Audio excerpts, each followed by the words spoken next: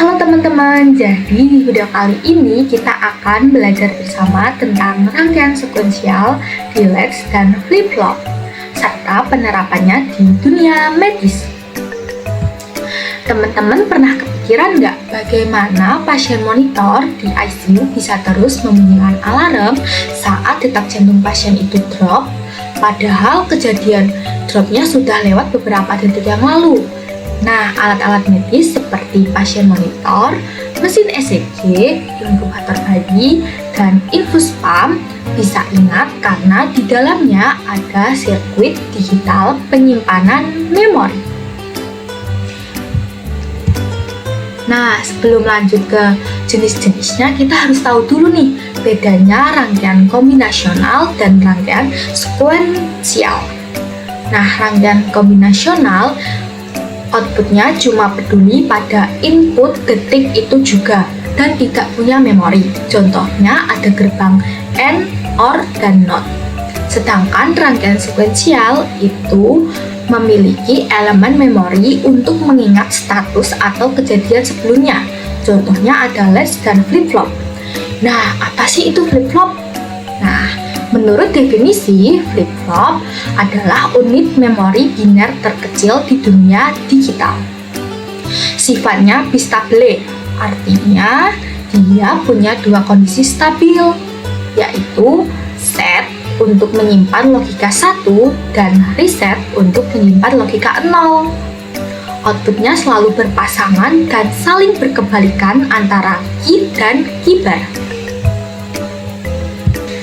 Jenis yang pertama adalah SR flip-flop. S untuk set dan R untuk reset. Logika gampangnya, kalau set itu diberi 1, outputnya jadi 1. Kalau reset diberi 1, maka outputnya jadi 0. Kelemahan dari jenis ini, jika kita memberikan input 1 pada S dan R secara bersamaan, sirkuit akan bingung dan terjadi kondisi terlarang atau tidak valid. Nah, ini adalah rangkaian SR. Ketika S-nya 0 dan R-nya 0, maka output key dan keybar itu juga 0. Nah, ketika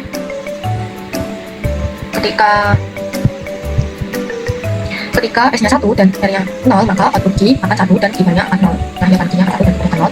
Setelah itu, ketika outputnya 1 semua, maka akan menjadi yang tidak terlarang lah ya, guys. Gitu.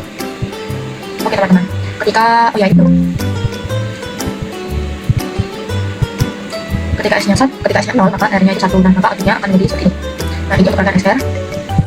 Yang kedua ada D flip-flop. Untuk menghindari kondisi terlarang pada SR flip-flop dibuatlah D flip-flop. Sinyal inputnya digabung menggunakan inverter sehingga hanya tersisa satu input data saja. Apapun nilai D, outputnya key akan selalu mengikuti secara stabil saat sinyal detak atau clocknya aktif. Nah, ini adalah rangkaian dari flip-flop D. Di sini kita coba nyalakan. Nah, seperti ini. Ketika D-nya itu 1, maka key-nya itu 1 dan keybar-nya itu 0. Nah, jika diganti 0, maka akan sebaliknya ya teman-teman, key-nya 0 dan keybar-nya akan jadi 1. Yang ketiga ada JK flip-flop. Nah, ini adalah rajanya. Di sini input 1 dan 1 tidak terlarang, melainkan akan menghasilkan kondisi istimewa yaitu toggling. Artinya output akan otomatis berbalik ke arah dari kondisi sebelumnya, mirip saklar lampu. Nah, ini adalah rangkaian JK flip-flop. Di sini jika J-nya 0 dan K-nya 0, maka key-nya 0 dan keybar-nya 1. Terus ketika ini 1, J-nya key-nya 1. Terus ketika K-nya 1 dan keybar-nya juga 1. Terus keduanya gini. Terus seperti itu ya teman-teman. Nah, yang terakhir ada T flip-flop yang merupakan versi simpelnya dari JK di mana kaki inputnya disatukan.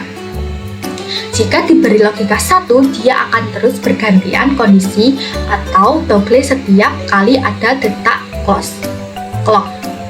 Jenis ini sangat cocok untuk rangkaian counter atau perhitungan digital. Nah, ini adalah rangkaian dari T flip-flop. Jika T-nya itu kosong, maka Q-nya itu 0 dan Q-barnya itu 1. Terus jika D-nya itu 1, maka akan seperti ini ya teman-teman. Oke, rangkuman kita semua di sini aku udah buat seperti ini. Di sini ada kelebihan dan kekurangan dari masing-masing jenis flip-flop. Mulai dari kelebihan arsitekturnya. Yang pertama, di sini ada SR, set reset, sederhana secara sirkuit. Nah, kelemahannya itu ada kondisi tidak valid jika S itu 1 dan R itu 1. Yang kedua, ada D atau data, sangat stabil untuk penyimpanan data. Kelemahannya kurang fleksibel untuk logika kompleks. Dan yang ketiga ada JK, yaitu rajanya tadi. Fiturnya lengkap dan aman tanpa kondisi error, tapi juga mempunyai kelemahannya, yaitu rangkaian internal lebih rumit. Dan yang terakhir ada T atau toggle, sangat simpel untuk aplikasi pencacah. Kelemahannya fungsi terbatas hanya untuk toggle.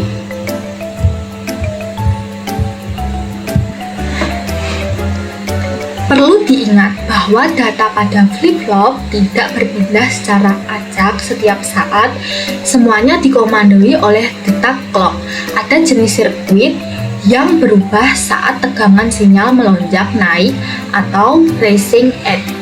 Nah, ini perubahan data terjadi pada tepat saat sinyal clock naik dari rendah ke tinggi 0 ke 1.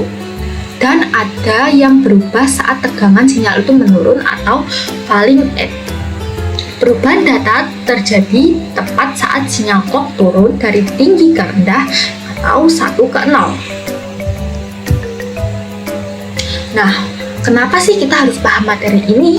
Sebagai calon teknisi elektromedis, materi ini adalah makanan kita sehari-hari karena kita memelihara alat-alat penyelamat nyawa. Jika terjadi kerusakan memori digital seperti flip-flop ini, alat medis bisa salah membaca kondisi pasien atau salah menghitung dosis obat. Memahami materi ini adalah modal awal kita untuk melakukan troubleshooting. Nah, sudah sampai di akhir video nih. Kesimpulannya, flip-flop adalah fondasi utama dari seluruh memori digital pada alat medis modern saat ini. Sekian video presentasi dari saya, mohon maaf jika ada kekurangan kata. Terima kasih teman-teman sudah menonton video sampai akhir. Bye-bye teman-teman.